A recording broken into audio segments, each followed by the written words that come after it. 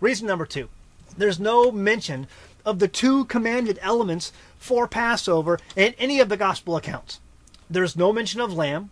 There's no mention of bitter herbs. In fact, you know what?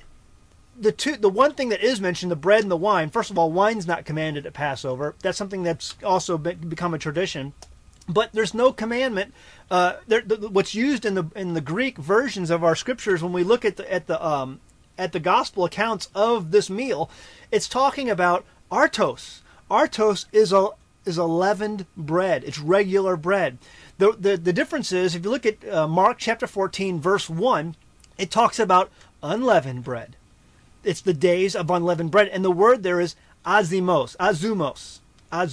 And so that is unleavened bread. That would be actually matzah in the Greek. Okay? And that's not the word you see there in chapter 14 when he says he takes the bread.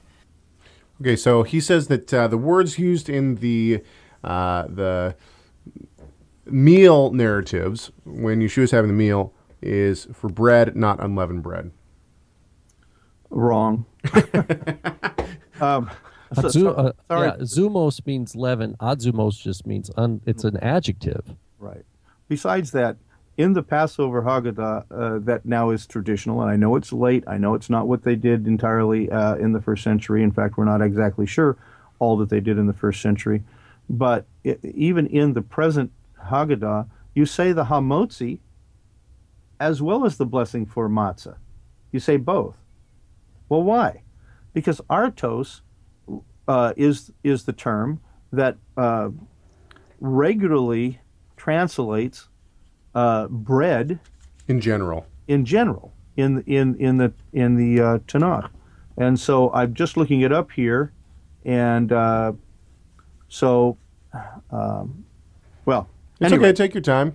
Yeah. So artos is the manna is called artos. Yeah, exactly. In the Septuagint, I mean, so artos was the manna. I mean, so it's not, manna wasn't leavened.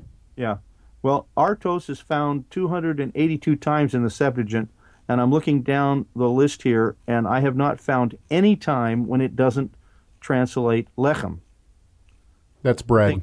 I think 100% of the time it translates lechem, which could mean, lechem could mean matzah, it could mean manna, it could mean any food that comes from the ground, and it later was any food that is of grains. So to say that artos means leavened bread just isn't apparently aware of the use of artos in the Septuagint, which would have certainly been important for the writers of the Gospels. One other point, just because I was poking around on this, I think it was one of his earlier, I think it was number 2, about artos not being unleavened. You know, that in Leviticus it tells the preparation of the bread of the presence, and it doesn't indicate that there's leaven in there, and it uses the word artos to describe lechem hapanim, or lechem panim, the bread of the presence that was in the Mishkan.